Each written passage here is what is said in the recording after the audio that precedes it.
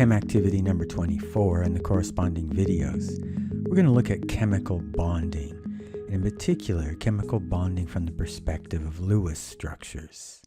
So this work, contributed by Gilbert Lewis, was done in the early 1900s, about the same time that the Bohr model was developed. It preceded the quantum model of the atom and served as a foundation for thinking about chemical bonding. At first, it may seem as a more simplistic model, but as it turns out, the quantum model of the atom had to be modified in order to be consistent with Lewis structures. So it's a very powerful model of bonding. Now, Gilbert Lewis looked at patterns of how elements bonded with one another, and he came up with a proposal that there'll be certain valence electrons. These are the outermost electrons in an element that would be engaged in some sort of interaction. As you'll see, we sometimes refer to as the sharing of electrons. But the first step is to appreciate the number of valence electrons. You may notice a pattern here. So I've listed the elements that are in the second period, but as well as hydrogen. And if you notice what column each of those elements are in, columns 1a, 2a, 3a, you will see that the number of valence electrons, as represented by dots, correlate with the column that these elements are found in.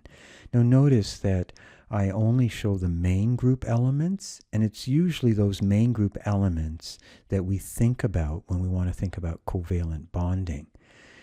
So look at carbon, for instance. We say that it has 4 valence electrons. Now these valence electrons correspond to the outermost electrons, that is the electrons that are in the second energy level.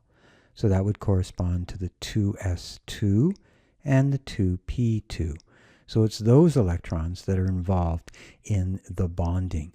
As I mentioned before, we'll see how the quantum model of the atom had to be adapted to show how 4 electrons could engage in bonding. Now the other thing Lewis noticed is it appeared that each element was contributing a single electron towards a pair in making a covalent bond. So in other words, he started to look at, well, how would we put, for instance, fluorine and hydrogen together? Fluorine starts off with 7 electrons, and it's missing, in a sense, an electron to form a set of pairs. Hydrogen has only 1 electron, so we can imagine those coming together and sharing a pair of electrons. So we would refer to those as a bonding pair. The remaining electrons that originally started from fluorine, we would refer to as lone pairs. Now, while it's perfectly correct to represent covalent bonding like this, the usual notation is to show the bonding pair as a dashed line. So that dashed line represents a pair of electrons. And indeed, it's the bonding pair of electrons. That dashed line also, in a sense, represents something else. It represents what we refer to as the covalent bond. So it's kind of more of an abstract way of thinking about what that dashed line represents. We say it represents a bond. But it also represents further the mutual attraction that the hydrogen nucleus has and the fluorine nucleus has for that shared pair of electrons. So it represents a physical pair of electrons, it represents the abstract idea of a covalent bond, and it also represents the mutual attraction that the nuclei of the 2 atoms have for that shared pair. Now if we look at the example of oxygen and hydrogen coming together to form water, oxygen has apparently 2 single electrons, and so it can engage in forming 2 bonds with 2 hydrogens. So each of the hydrogen and the oxygen come together to share 2 sets of pairs of electrons. Again, it's perfectly correct to represent the covalent bonds in water as this diagram. However, more conventionally, we show it with the dashed lines, and so this would be a better example. Now, looking at a series of compounds, Lewis started to notice some patterns. So, for example, you may have noticed that hydrogen, when it's engaged in bonding, is associated with a pair of electrons. So Lewis would have made a conclusion something like this. Hydrogen always shares a pair of electrons, nothing more, and we would call this the duplet rule. In looking at a series of compounds, Lewis would have also noticed that carbon, nitrogen, oxygen, and fluorine, when they engage in covalent bonding, appear to have around them a sum of bonding and lone pairs of electrons equal to 8. And this is referred to as the octet rule. I caution you that often the octet rule is used too frequently. That is, there are many elements that do not obey the octet rule. But I will comment, especially for our first semester chemistry, carbon, nitrogen, oxygen, and fluorine always obey the octet rule. The sum of the bonding and lone pairs around a particular atom, carbon, nitrogen, oxygen, fluorine, will always be 8. And I will comment that other elements will often sum to 8 electrons. So they will often obey the octet rule. But we will be also looking at some examples where they don't. Let me just show you how this pattern works. For instance, if I look at my water molecule right here, surrounding the oxygen are 2 lone pairs and 2 bonding pairs. So that would be a total of 8 electrons. And so, of course, we refer to that as the octet rule. Now, I did want to caution you that sometimes the octet rule is overused, or it's used of an objective that an atom has. So I know this is going to sound weird, but it's as if the atom wakes up in the morning, such as our oxygen atom right here, and it looks at itself and says, hey, I only have 6 electrons. I got to do something about it. I'm going to engage in bonding so that I can have the octet. And I'd like to caution you that it's not as simple as that. Atoms don't wake up in the morning and have these goals in mind. But we have noticed that stable molecules involving carbon, nitrogen, oxygen, fluorine will be those where those elements are surrounded by 8 electrons. So that is a correlation, not a cause and effect. Okay, so let's carry on a little bit and to see how we can use some of these principles in thinking about constructing Lewis structures.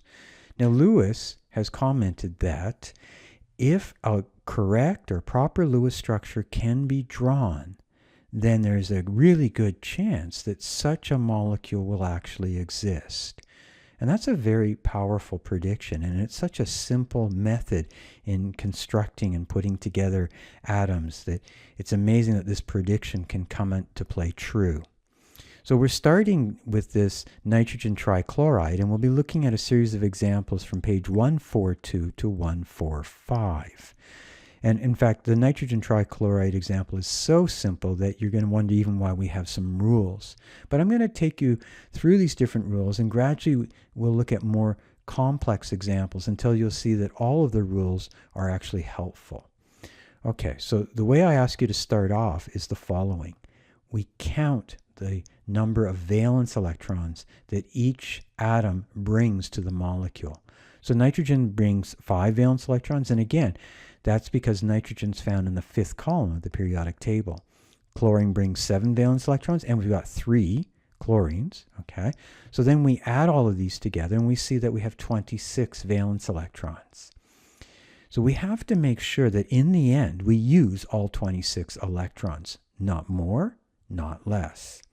The next thing that we do is we make a skeleton. So you can see that what I've done is I've put the nitrogen in the middle, and I've connected the chlorines to the nitrogen with those dashed lines. Now, of course, those dashed lines mean a pair of electrons. Again, also represent a chemical bond. Now, you might be wondering, well, why do we put the nitrogen in the middle? Couldn't we actually draw a structure like this?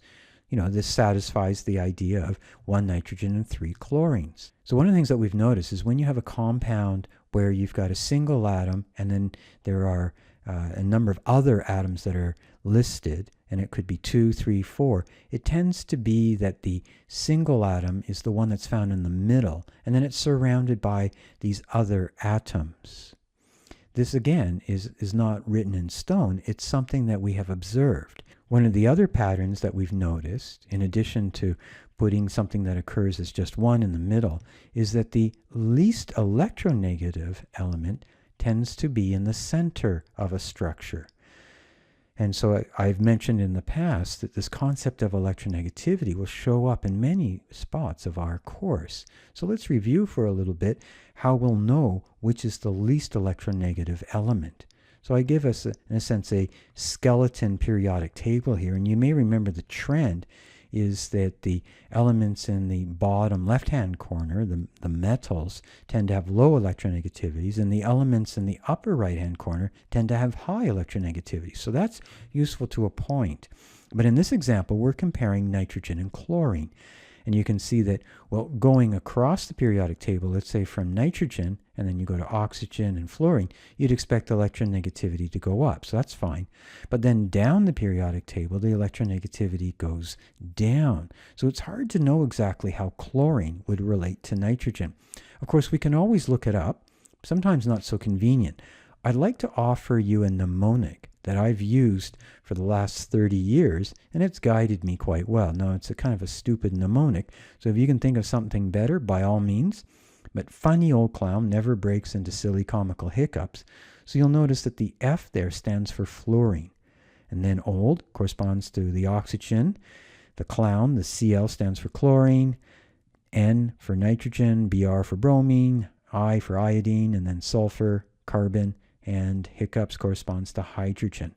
So of course the fluorine is the most electronegative and the hydrogen the least. So therefore we can compare the chlorine to the nitrogen, and we know from this little mnemonic that the chlorine is more electronegative than the nitrogen. Again, we commented that the least electronegative element would be in the middle. So here's the mnemonic again, written out just by the comparison of those elements and their relative electronegativities. So given that the nitrogen is the least electronegative, we're going to take that first skeleton structure and use that in our Lewis structure. The next step is to write out all the electrons such that each element will have an octet. And so I've already got the bonding pair electrons in. Around each chlorine, I needed to put 3 more lone pairs. And around the nitrogen, I had to put 1 lone pair. Now each atom is surrounded by 8 electrons. And that is, of course, the sum of the bonding electrons and the lone pairs of electrons. Even the nitrogen is surrounded by 8 electrons. In this case, it's 1 lone pair and 3 bonding pairs. Okay, so I made sure that there was an octet around each atom. And then I check, well, how many electrons have I used to do this? Now, in this case, I have actually used 26 electrons. Now, that's not going to happen that often, and when it does, you should celebrate, because you don't need to go on to any further steps. We are done. That is the correct Lewis structure for the nitrogen trichloride. Now, at this stage, I'm just going to mention that while we're essentially learning how to draw these Lewis structures, you'll see that that's not the end goal in many cases. You will see that from this Lewis structure, we will be able to predict the molecular geometry of our molecule. And from there, we'll be able to predict the polarity of the molecule. And from there, we'll be able to talk about the intermolecular forces. So there are many things that can be predicted by simply knowing the actual structure of this nitrogen trichloride. And again, as Gilbert Lewis said, if you can draw a proper Lewis structure according to these rules, then there's a good chance that this molecule exists, and that's how the atoms will be arranged.